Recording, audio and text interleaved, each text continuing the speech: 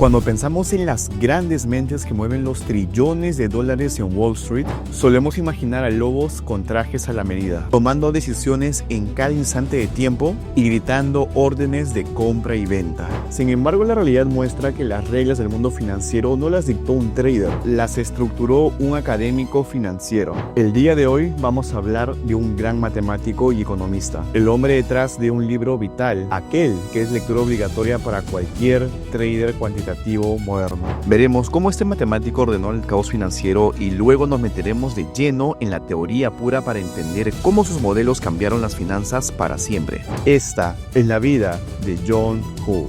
Para entender el impacto de este gran economista y matemático, tenemos que remontarnos al principio. ¿Y por qué? Porque curiosamente su historia no comienza en el mundo de las finanzas o la economía, y mucho menos con los bonos, ruido de mercado o las noticias por doquier. Su primer idioma fue la matemática pura. Hull estudió su pregrado en la Universidad de Cambridge, donde forjó su base analítica brutal. Pero en lugar de quedarse en la teoría matemática pura, salió a buscar su impacto más práctico. Cursó una maestría de investigación en operaciones de la Universidad de Lancaster. Esa transición es clave. La investigación de operaciones trata sobre cómo optimizar sistemas complejos y tomar decisiones eficientes usando modelos matemáticos. Básicamente, Hull aprendió a resolver problemas del mundo real a través de los números. Finalmente, coronó su formación académica haciendo un doctorado en la Universidad de Cranfield. Y es en este punto donde todas las piezas se unificaron. Él no entró en el mundo de las finanzas con la mentalidad de un trader, que seguía por el instinto o la adrenalina. Entró con la mente de un matemático buscando estructura donde otros solo veían volatilidad. El rigor matemático de Cambridge, la mentalidad resolutiva de la investigación en operaciones y la profundidad de su doctorado fue la combinación perfecta. Le dio las herramientas necesarias para mirar el caótico mundo de las finanzas, principalmente de los derivados, y decir: acá vamos a formar una estructura clara. Y todo este camino eventualmente lo llevó a la Rhodes School of Management de la Universidad de Toronto, el epicentro donde reescribirán el mundo de las finanzas cuantitativas. Para los años 80 y 90, los mercados financieros estaban sufriendo una mutación tremenda. Los derivados financieros, opciones, futuros y swaps estaban explotando en popularidad e inundando las mesas de dinero. Eran instrumentos increíblemente poderosos, sí, pero también altamente complejos. Y principalmente, si no lo entendías a la perfección, era altamente peligrosos. De hecho, el problema en aquella época no era que faltara teoría, porque sí la había. Ya existían mentes brillantes trabajando en la fijación de precios, como Fisher Black,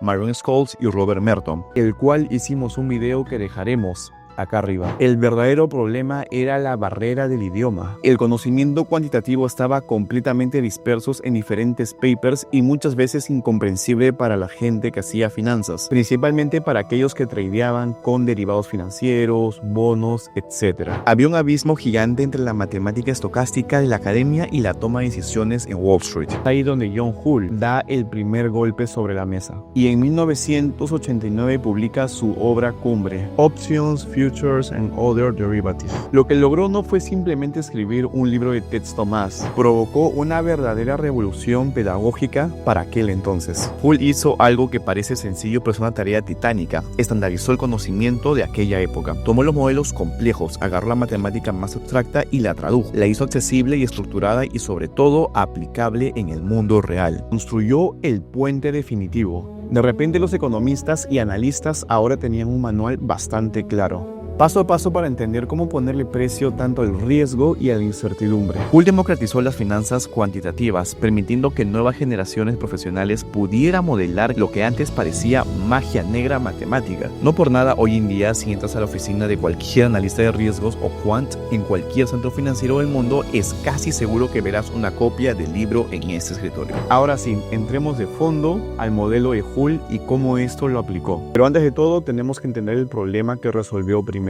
Y ese problema, de hecho, tiene un nombre: Black-Scholes Merton. Cuando estos autores publicaron su famosa fórmula para valorar opciones, cambiaron el mundo. Y aquí pueden ver esta famosa ecuación. Explicó el fundamento de esta ecuación en el video que había comentado previamente. Sin embargo, vamos a fijarnos en un término en particular: la tasa de interés R. Esa tasa de interés representa la tasa de interés libre de riesgo.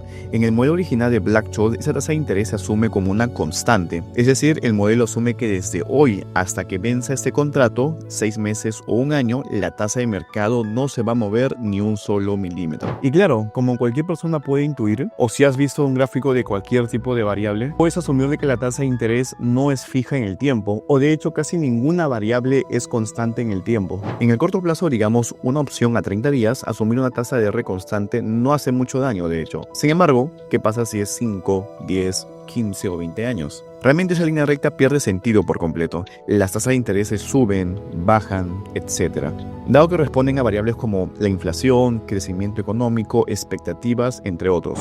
Entonces, el modelo de Black-Scholes estaba completamente ciego o no cubierto de los riesgos de la tasa de interés. El mercado necesitaba urgentemente una forma en cómo modelar estas tasas de interés. Y de hecho, acá es donde entra John Hull y otro economista, Alan White, los cuales publicaron en 1990 su modelo de tasa de interés. La joya de la corona, su objetivo era construir un modelo donde la tasa de interés no fuera un número fijo, sino un proceso estocástico, es decir, una variable que evolucione en el tiempo con un componente de aleatoriedad. El primer término de la izquierda es simplemente el cambio de la tasa de interés en el corto plazo en un instante de tiempo minúsculo. Básicamente es una diferencial. Queremos ver qué tanto esa tasa de interés varía en el tiempo. Ahora, en la parte de la derecha de la ecuación vemos este apartado. Básicamente es la parte estocástica de la ecuación, es decir, el ruido. Sigma es la volatilidad de la tasa.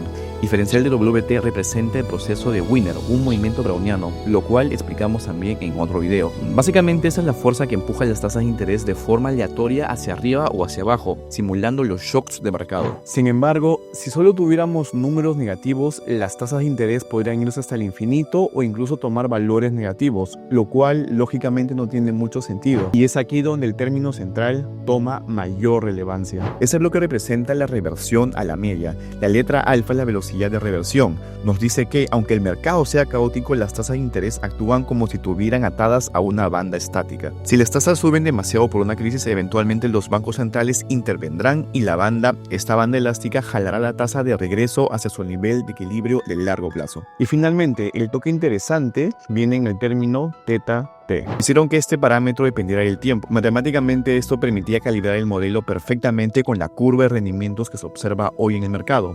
En otras palabras, crearon un modelo teóricamente robusto que incorpora aleatoriedad, reversión a la media y que encima encajaba a la perfección con los datos reales que los traders veían en sus pantallas. Y finalmente ese modelo también fue aplicado en contextos más específicos como los modelos de riesgo. Por ejemplo, la fórmula que empleó sirvió para calcular aspectos como el Credit Value Adjustment o incluso los Credit Default Swaps, los cuales fueron importantes para entender la crisis que pasó en el 2008. Y de esa forma llegamos a la actualidad. El legado de John Hull no se resume en una sola ecuación, la que vimos hace unos instantes, o sus aportes del riesgo crediticio. Su verdadero éxito fue estandarizar el idioma común que ahora todos empleamos en finanzas cuantitativas. Él tomó un mercado que operaba a ciegas, con matemáticas poco entendibles, y lo convirtió en una disciplina estructurada, rigurosa y sobre todo enseñable. Años después siguió trabajando en la Universidad de Toronto, investigando su siguiente gran frontera, principalmente relacionada con Machine Learning y redes neuronales. Básicamente estaba buscando la forma en cómo la inteligencia artificial puede hacer que la valoración de mercados, derivados y riesgos sea mucho más rápida y precisa que los modelos estocásticos tradicionales. Y es interesante que a pesar de haber hecho un modelo de gran influencia en su momento, busca otras formas de modernizar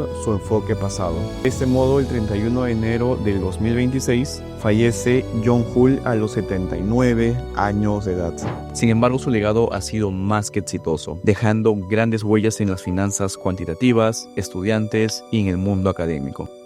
Y bien, si te ha gustado este pequeño video, no te olvides dejar tu like, tu comentario y compartirlo con todos tus amigos y colegas. Asimismo, no te olvides suscribirte y seguirme en todas mis redes sociales, que estaré subiendo más videos de economía y de otros temas también. Y recuérdalo, soy Bruno Villacorta, economista de profesión y divulgador por elección. Nos vemos en un próximo video.